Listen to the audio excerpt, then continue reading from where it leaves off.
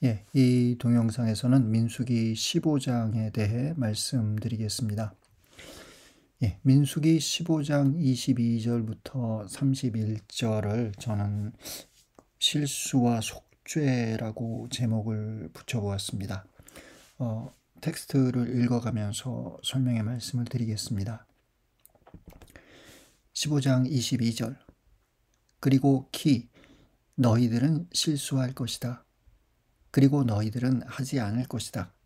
이 모든 계명들을 아쉐르 야훼가 말씀한 모세를 향해. 히브리어로 된 텍스트를 이제 직역을 해봤는데요. 먼저 키는 이제 접속사인데 굉장히 다양하게 번역할 수 있는 접속사입니다. 22절에서는 법적인 그런 문장의 문맥에 맞춰서 이러이러할 경우라는 의미로 저는 이 키를 해석하겠습니다.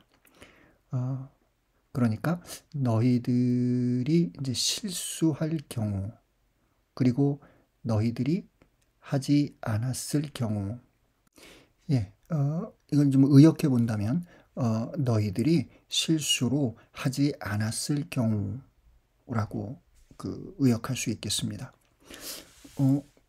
너희들이 이제 실수로 하지 않은 것이 무엇이냐? 다음 대목이죠. 이 모든 계명들을 이렇게 직역은 했지만 그 의미는 계명들 중 어떤 것이라도, 따라서 어떤 계명이라도 너희들이 실수로 하지 않았을 경우. 아쉐르는 관계사입니다. 따라서 야훼가 모세를 향해 말씀한 어떤 계명이라도 너희들이 실수로 하지 않았을 경우, 이렇게 이 문장을 알아들을 수 있겠습니다. 오경의 관점에서는 죄의 두 유형이 있습니다. 연구가들은 이제 그것을 명령의 오미션의 경우, 그러니까 야훼의 명령을 수행하지 않은 경우죠. 그리고 금령의 커미션의 경우, 그러니까 야훼의 금령을 어긴 경우라고 할 수 있겠습니다. 따라서 이제 오미션과 커미션의 이제 두 유형이 있는데요. 약간 다른 관점에서 명령을 수행하지 않거나 금령을 범한 것이 고의인가 아니면 실수인가 라는 틀로 구분할 수 있습니다. 그리고 또 실수에는 두 가지 유형이 있는데요. 하나는 법에 대한 무지, 그런 법이 있는지 몰랐다 라는 실수가 있고요. 또 하나는 사실적 오류가 있습니다. 예를 들어 돼지고기를 먹으면 안 된다는 것을 알고 있었지만 나는 소고기인 줄 알고 돼지고기를 먹었다. 이런 경우가 되겠죠. 지금 22절에서 저희가 읽은 내용은 야훼의 명령을 실수로 수행하지 않은 경우입니다. 그런데 그것이 법에 대한 무지로 인한 실수인지 아니면 사실적 오류로 인한 실수인지에 관해 텍스트는 정확하게 말하지는 않고 있습니다. 이렇게 민수기 15장이 실수로 야훼의 명령을 행하지 않은 경우에 대해 다루고 있다면 레위기 4장은 실수로 야훼의 금령을 범한 경우를 다룹니다. 레위기 4장 2절. 누가 실수로 주님이 하지 말라고 명령한 것을 하나라도 하여. 레위기 4장 13절.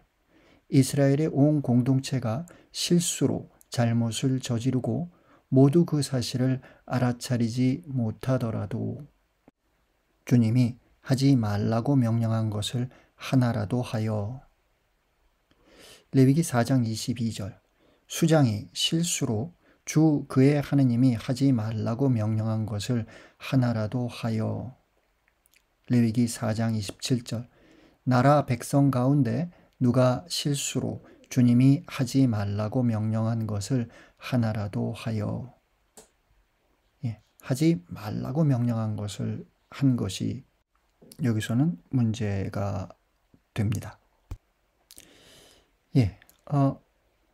야훼가 모세를 향해 말씀한 어떤 계명이라도, 계명, 히브리 말로는 미츠바라고 하는데요. 이 개념은 신명기에 자주 등장합니다. 히브리어 동사 자바는 명령한다라는, 명한다라는 의미를 갖고 있습니다. 거기에서 나온 그 명사라고 볼 수 있겠죠. 신명기 4장 2절. 내가 너희에게 명하는 말에 무엇을 보태서도 안 되고 빼서도 안 된다. 너희는 내가 너희에게 명하는 주 너희 하느님의 계명을 지켜야 한다. 성경과는 약간 다르게 제가 직역해 보았습니다. 신명기 4장 40절. 너희는 오늘 내가 너희에게 명령하는 그분의 규정과 계명들을 지켜라. 신명기 5장 31절. 그러나 너는 여기에서 나와 함께 있어라. 내가 그들에게 가르쳐야 할 모든 계명과 규정과 법규를 내가 너에게 일러주겠다. 계명, 규정, 법규라는 용어가 나오는데요. 연구가들이 그 세 용어의 그 의미를 명확히 구분하려고 노력해 봤습니다만 아직까지 이제 토론이 계속되고 있는 중입니다. 계명이라는 용어에는 그 안에 자바, 그러니까 명령한다라는 의미가 숨어 있고, 그 명령의 주체는 야훼이기에 이 용어의 뒤에는 어떤 신적 권위가 담겨 있는 것이 아닌가라고 연구가들은 생각합니다. 제관계 전승에서는 특정한 그 제의를 미tzva, 그러니까 계명이라고 부르기도 합니다. 23절. 모든 것을 아셰르 야훼가 명한 너희들에게 모세의 손에서, 그날부터 아셰르 야훼가 명한, 그리고 거기부터 너희들의 세대들에. 23절은 22절에 나온 계명에 대한 그 추가적 설명이라고 볼 수 있겠죠. 야훼가 너희들에게 모세의 손에서 명한 모든 것. 22절에서는 야훼가 모세를 향해 말씀한 계명들이 이렇게 해석되고 있는 겁니다. 여기서 모세의 손이 말하는 것은 모세의 힘과 능력을 말합니다. 탈출기의 내용을 되짚어 본다면 탈출기에서는 자주 모세의 지팡이를 언급합니다만 때때로 모세의 손이 언급되기도 합니다. 물론 이 대목에서는 조금 더 단순하게 야훼가 모세를 통해서 너희들에게 명한이라는 의미로 이 대목을 알아들을 수 있겠습니다. 그날부터 라는 표현은 에제키엘서 39장에서도 발견되는데요. 그러면 그날부터 이스라엘 집안은 내가 주 그들의 하느님임을 알게 될 것이다. 사무엘 1서 18장에서도 유사한 표현이 나옵니다. 그날부터 사울은 다윗을 시기하게 되었다. 저는 이제 좀 직역을 해봤죠. 그날부터 야훼가 명한 그날부터 그리고 거기부터 너희들의 세대들에 이르기까지. 예, 여기서 거기부터라고 했는데 우리말로 그냥 편하게 의역한다면 야훼가 명한 그날부터 쭉 너희들의 세대들에 이르기까지 라고 이 부분을 우리가 알아들을 수 있겠습니다. 예, 24절. 그리고 만일 그 공동체의 양 눈에서 행해졌다면 실수로, 그리고 온 공동체가 행할 것이다. 어린 수소 한 마리, 올림 제의를 위해, 향기의 냄새를 위한, 야훼를 위한, 그리고 그의 곡식 제물과 그의 제주, 미슈팟 셋 따라, 그리고 숫 염소 한 마리, 속죄 제의를 위해. 예, 여기서 공동체의 양 눈에서 행해졌다는 것은 공동체가 보는 앞에서 행해졌다는 것이지요. 따라서 누군가가 실수로 야훼가 명령한 것을 하지 않았는데 그것이 공동체의 양 눈에서 행해진 겁니다. 따라서 이제 연구가들은 이 대목을 이제 제의적 실수라고 생각합니다. 그랬을 경우에는 그것이 공동체의 죄가 되는 것이죠. 예, 레위기 4장 13절에는 다음과 같은 내용이 나옵니다. 이스라엘의 온 공동체가 실수로 잘못을 저지르고 모두 그 사실을 알아차리지 못하더라도 주님이 하지 말라고 명령한 것을 하나라도 하여 죄인이 되었으면, 예, 앞서 말씀드린 대로 여기서는 하지 말라고 명령한 것, 따라서 야훼의 금령을 실수로 공동체가 한 경우겠죠. 지금 저희가 읽은 24절은 공동체가 실수로 해야 할 것을 하지 않은 경우입니다. 예, 향기의 냄새라는 표현은 레위기와 민수기에 자주 나오는 표현인데요. 이것은 하느님을 기쁘게 하는 냄새를 뜻합니다. 제물을 태우면서 나오는 그 연기의 냄새를 말할 것이고, 물론 좋은 향기를 위해 향료나 향유가 사용되었을 것이라고 연구가들은 짐작합니다. 탈출기 30장에 보면 향유와 향료에 대한 규정이 나옵니다. 예, 이것은 이제 올림제의를 위한 것이죠. 올림제의는 성경에서는 이제 그 번제물로 이제 번역을 했는데요. 구약에 나오는 제물을 5가지로 저희가 구분해 볼 수 있습니다. 먼저 올라라고 히브리 말로는 부르는 번제물이 있는데 이것은 제물을 온전히 태우는 제사의 제물입니다.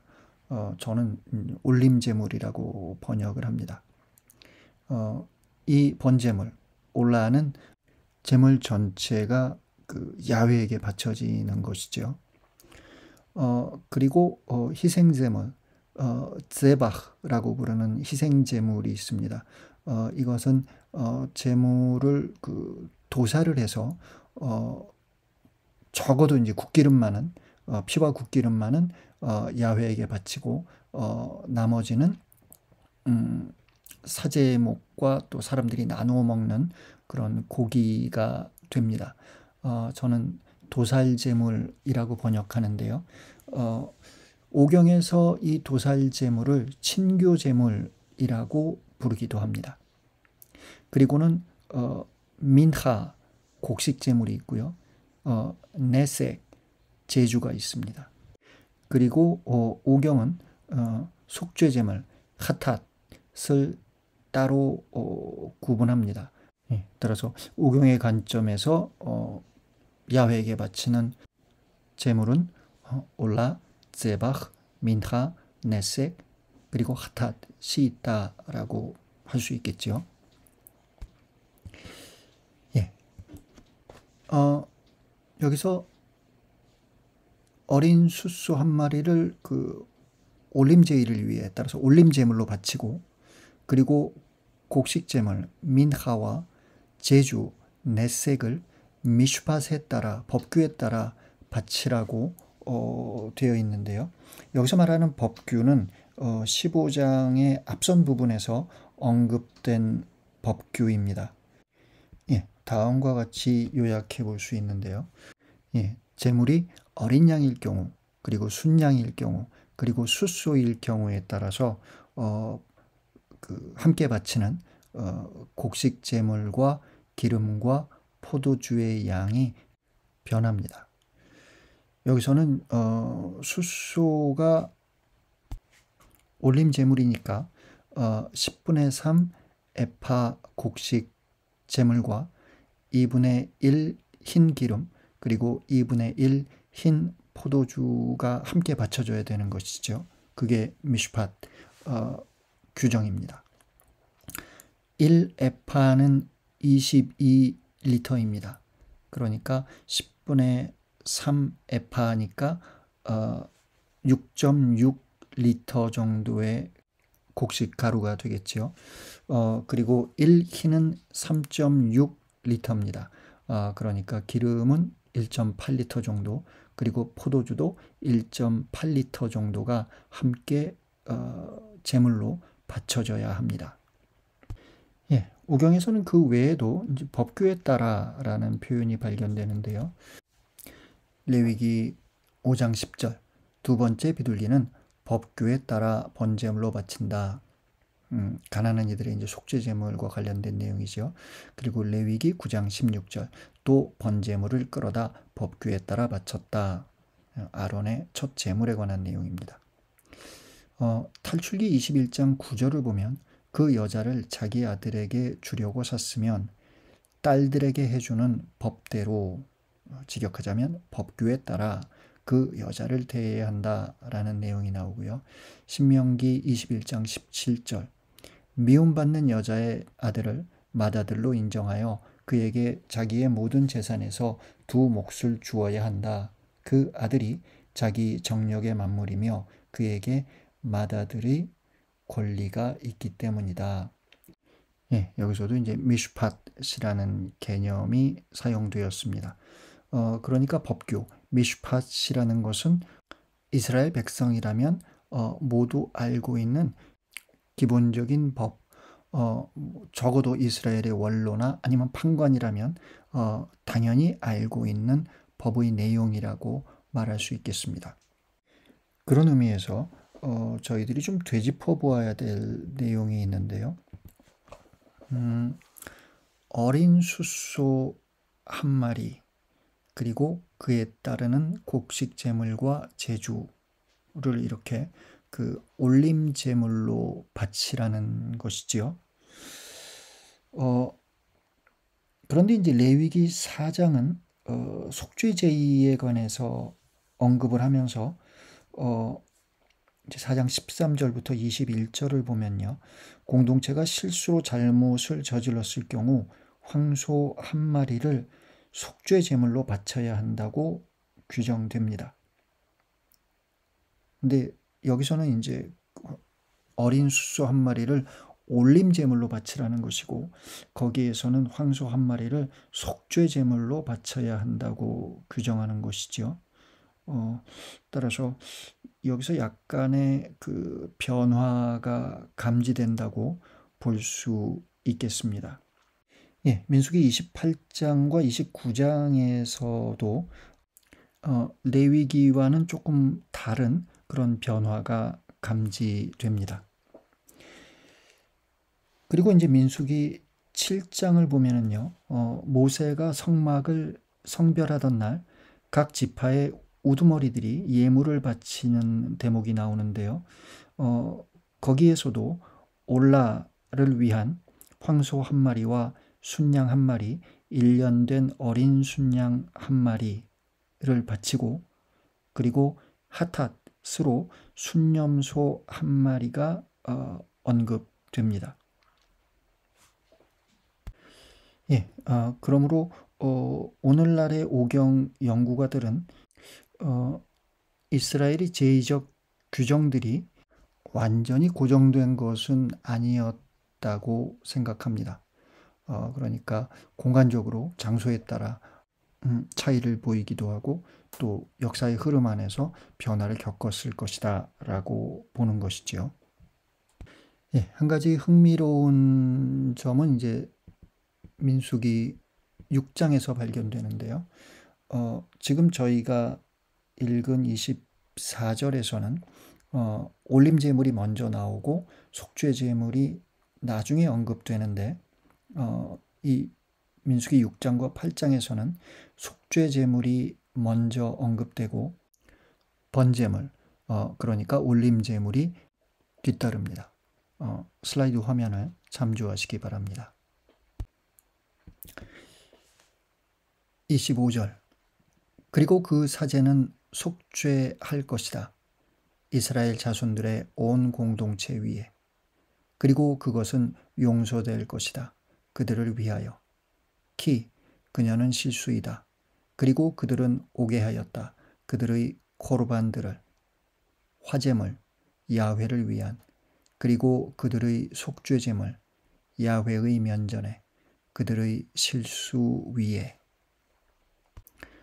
예, 여기서 흥미로운 동사가 사용되었습니다. 속죄하다, 히브리 말로는 카파르인데요. 구약의 이제 오경에서 계약궤가 나오지요. 그리고 계약궤를 덮는 그 판을 속죄판이라고 부르는데요. 그 속죄판에 해당하는 히브리어가 카포렛입니다. 예, 속죄일이 되면 대사제가 그 카포렛의 그 제물에 피를 뿌리면서 이스라엘 그 백성의 죄를 속죄하는 예식을 하게 되기 때문에 그와 같은 명칭이 붙었겠지요. 카포렛, 속죄판의 그는 카파르, 속죄하다라는 저희가 25절에서 만나게 되는 바로 그 동사입니다. 예, 이 동사의 1차적인 의미는 속죄하다이지만 제강궤 문맥에서는 속죄 제의를 거행하다라고 우리가 알아들을 수도 있겠습니다. 예, 앞서 읽은 민수기 6장 11절에서도 이 동사가 발견되는데요.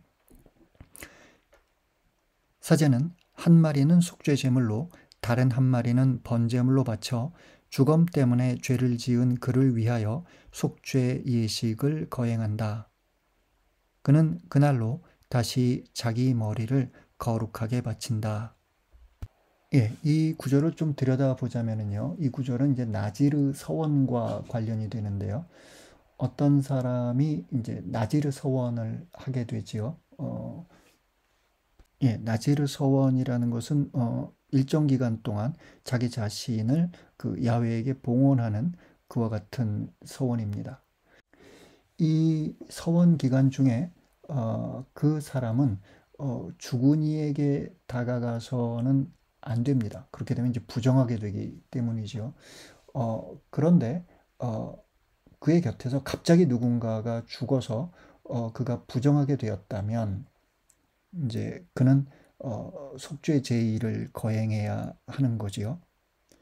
예, 그러면서 나지르 서원과 함께 그 사람은 머리를 깎지 않는데 이렇게 부정하게 된 경우에는 머리를 깎고 그리고 사제에게 그 제물을 가져와야 합니다.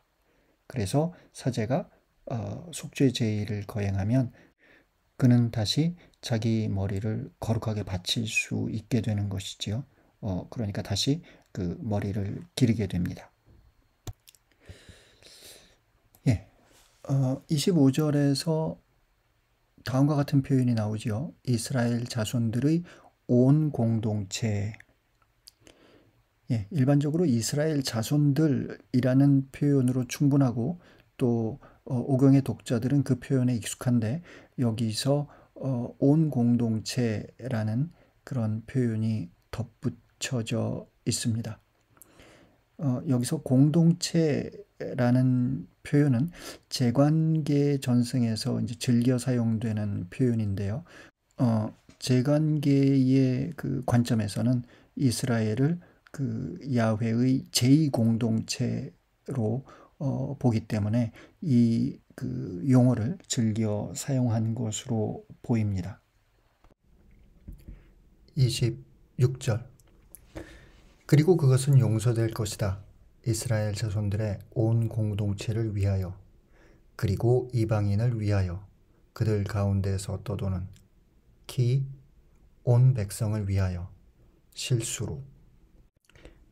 여기서는 이스라엘 자손들뿐 아니라 이방인들도 역시 같은 속죄제의를 통해서 용서된다는 내용을 전하고 있는데요.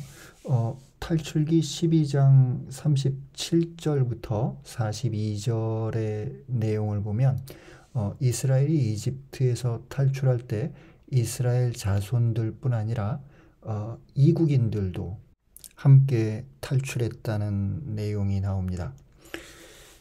그리고 민수기 그 15장 14절부터 16절에서도 이방인에 대한 언급이 나오는데요. 오경에서는 이방인에 관해 차별을 두지 않는 경향이 발견됩니다.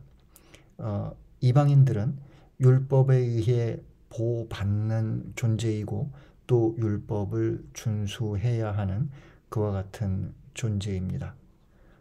물론 이방인이 과연 누구냐 라는 것에 대해서 저희들이 이제 질문을 던질 수가 있는데요. 넓은 의미에서 본다면 이스라엘 자손들이 아닌 사람들이 이방인들이겠지요.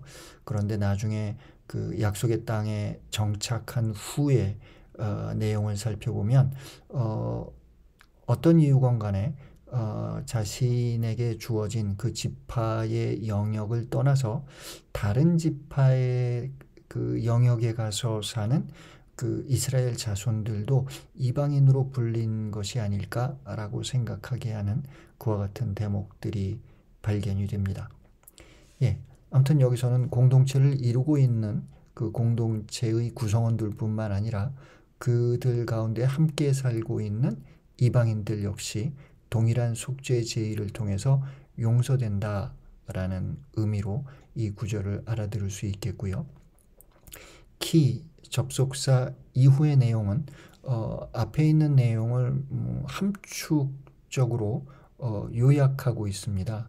여기서는 온 백성을 위한 것이다. 따라서 이스라엘 자손들 플러스 이방인들. 그리고 이 대목에서 다루고 있는 것은 실수로 행한 죄에 대한 것이다 라는 것을 키 접속사 이하의 내용이 굉장히 함축적으로 요약하고 있다고 볼 수 있겠습니다. 27절. 그리고 한 네페시가 범죄한다면 실수로 그녀는 봉헌할 것이다.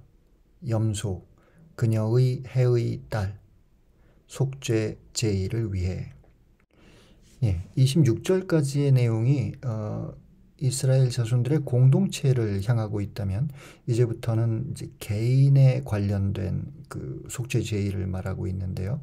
여기서 네페시라고 얘기했을 때는 네페시의 1차적인 의미는 그 목숨입니다. 우리가 이제 숨을 쉬고 그런 들숨과 날숨을 통해서 인간의 그 생명이 유지된다는 점에 그 고대인들은 주목했던 것 같습니다.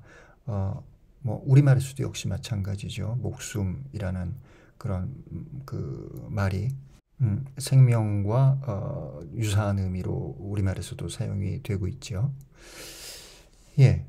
그런데 이 네페시의 이제 두 번째 의미는 숨을 쉬고 있는 그 개개의 존재, 즉 개인입니다.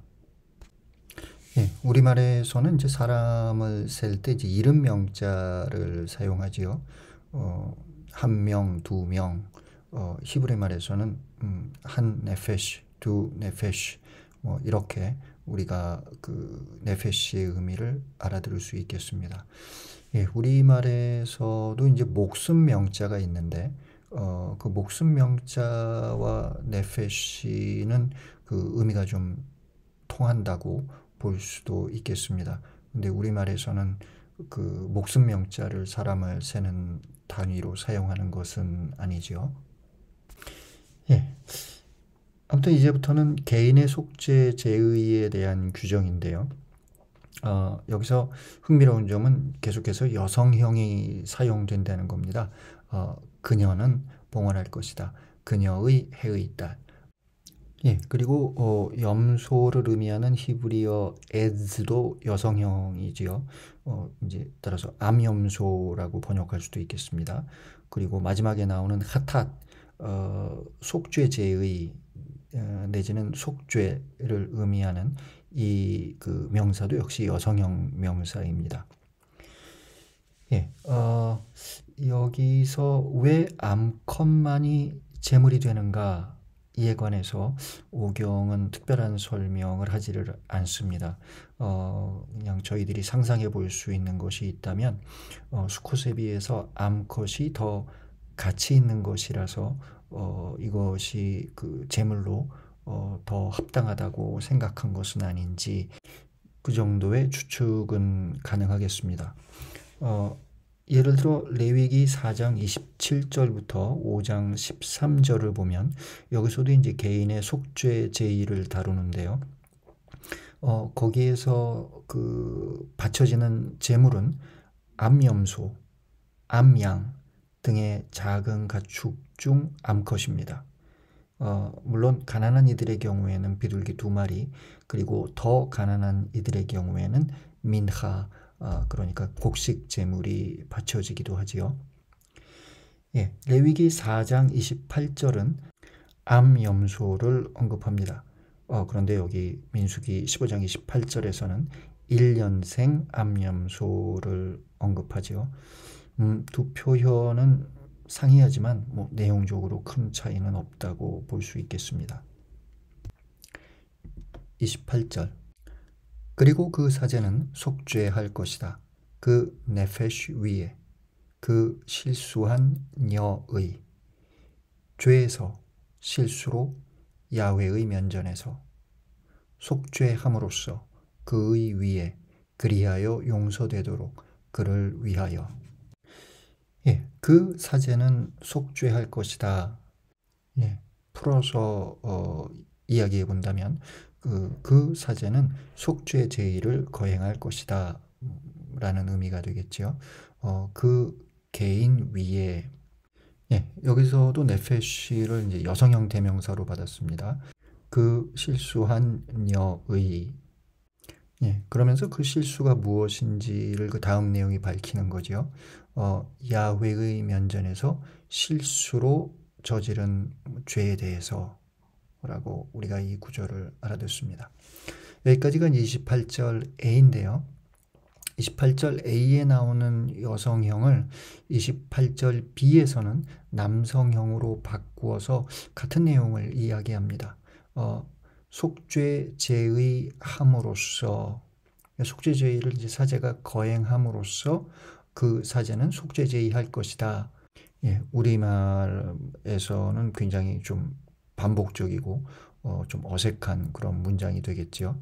그런데 그 속죄 제의를 하는 그 목적이 뭐냐? 그리하여 그가 이제 용서되는 겁니다.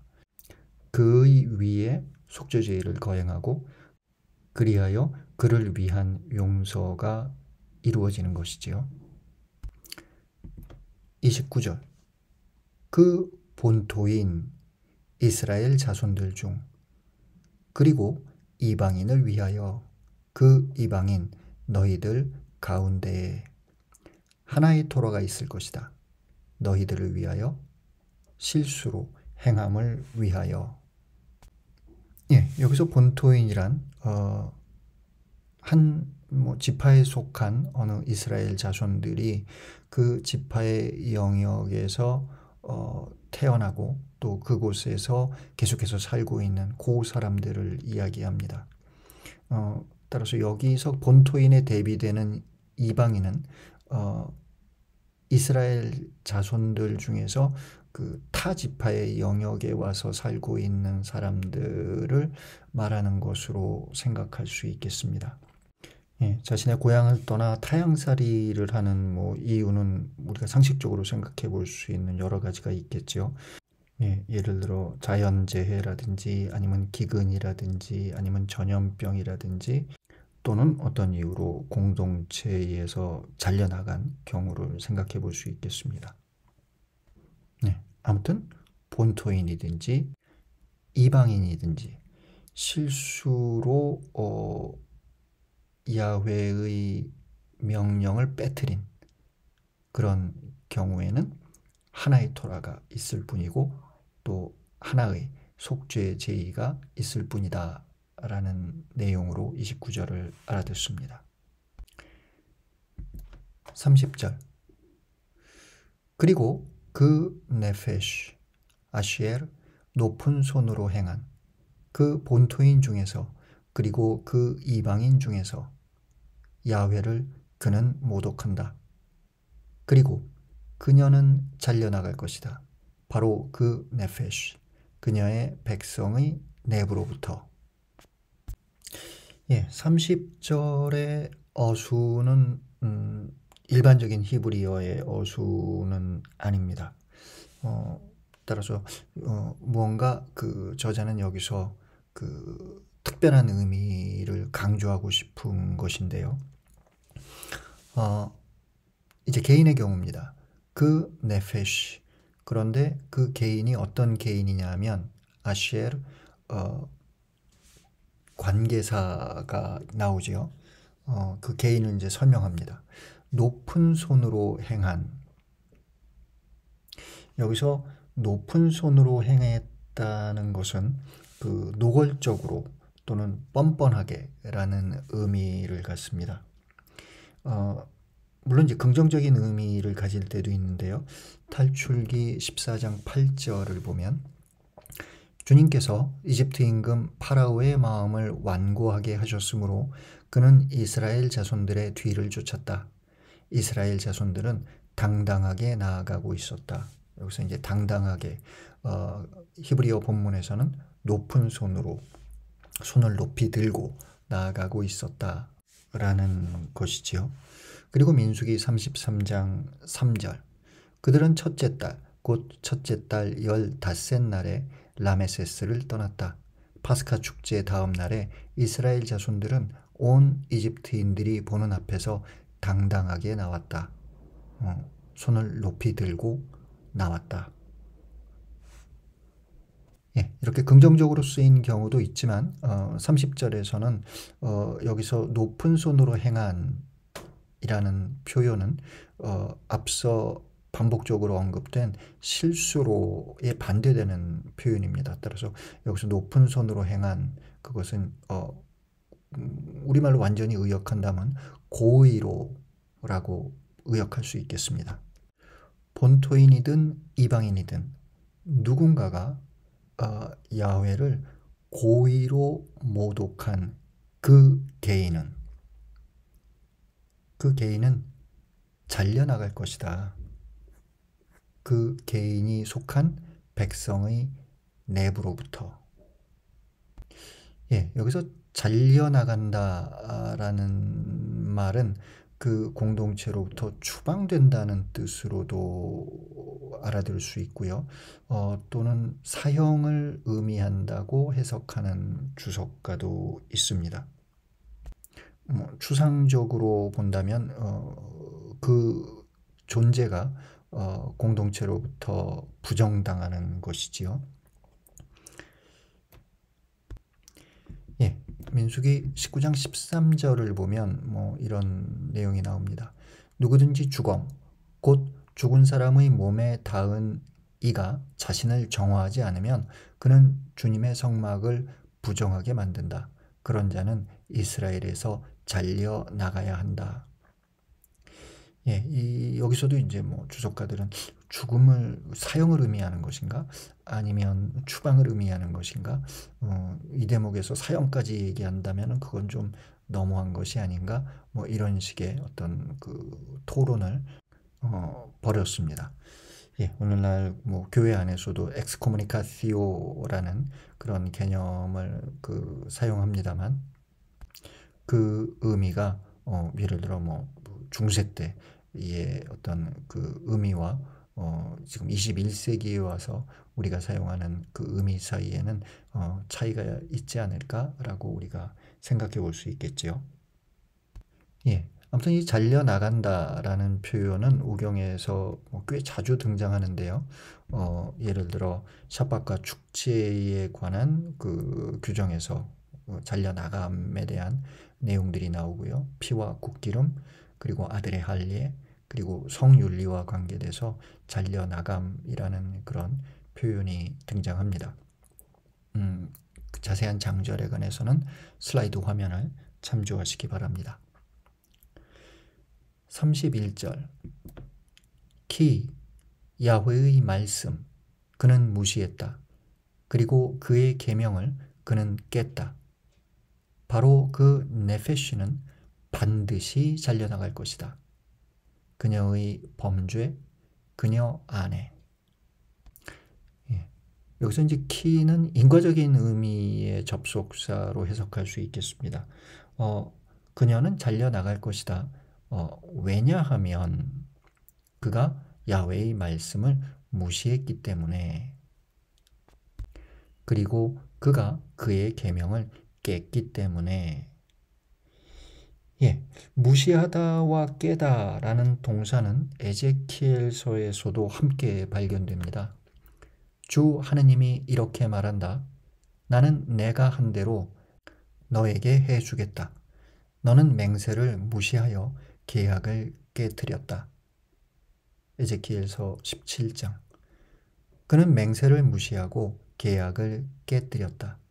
그가 손을 잡았다가 이런 짓들을 다 하였으니 그는 위험에서 벗어날 수 없을 것이다. 그러므로 주 하느님이 이렇게 말한다. 내가 살아있는 한 나는 그가 무시한 나의 맹세와 그가 깨뜨린 나의 계약을 그의 머리 위로 되갚겠다. 예. 31절에서는 앞선 내용을 특별한 동사의 사용을 통해서 굉장히 강조합니다. 따라서 이 대목은 우리말로 표현하기는 어려운데요. 저는 이렇게 의역해 봤습니다. 그 네페쉬는 반드시 잘려나갈 것이다. 예, 그리고 마지막 문장을 저는 명사문으로 보았습니다. 그녀의 범죄, 그녀 안에. 그래서 그녀의 범죄가 그녀 안에 있다. 예, 또는 여기서 그 범죄라는 단어를 우리가 벌로 봐야 되지 않느냐라고 생각하는 주석가들도 있습니다. 왜냐하면 앞서 말씀드린 그 핫핫이라는 단어 안에도 죄라는 뜻과 속죄라는 의미가 함께 공존합니다. 따라서 히브리어의 언어 감각에서는 어떤 행위와 그 행위에 따른 결과가 하나의 개념으로 묶여 있곤 합니다. 따라서 그녀의 죄, 그 죄에 따르는 벌, 이것을 단어를 구분하지 않고 동일한 단어로 사용하고 있는 것이지요. 예, 따라서 여기서는 그녀의 범죄 자체보다는 그 범죄에 따른 벌을 의미하는 것이고, 그녀가 받을 벌이 이미 그녀 안에 있다. 그 개인이 받을 벌이 이미 그녀 안에 있기에 그 네페시는 반드시 잘려나가야 한다라고 31절 B를 해석할 수 있겠습니다. 우리말로 의역한다면 어떻게 해야 될까요? 사필귀정 이런 단어가 떠오릅니다. 예, 이렇게 민수기 15장 22절부터 31절은 실수로 야훼의 명령을 수행하지 않았을 경우, 예, 이 경우에 이제 속죄 제의를 통해서 용서를 받을 수 있는 그와 같은 내용이 나오는 것이지요. 어, 여기서 야훼의 명령은 그 제의적 명령이라고 이해할 수 있겠습니다. 예, 반면에 이제 레위기 4장과 5장에서는 야훼의 금령을 범했을 경우에, 예, 거기에서는 물론 그 실수로 범했을 경우에 거기에 대한 어떤 속죄 제의를 해야 되는가라는 내용이 발견됩니다.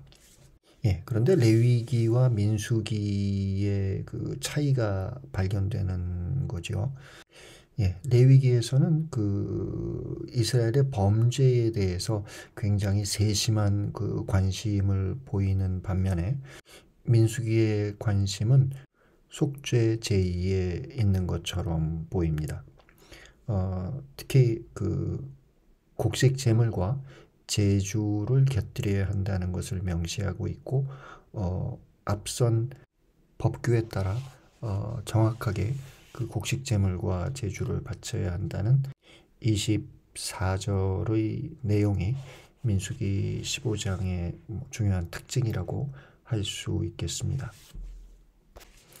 예, 민수기 5장 5절부터 10절에서도 비슷한 내용이 발견이 되는데요. 예, 민수기 5장 5절부터 10절은 그 하느님의 명령 또는 금령과 관계되는 것이 아니라 대인 그 범죄에 관한 그와 같은 규정입니다. 예, 거기에서는 뭐 실수인지 고의인지를 따지지 않고요.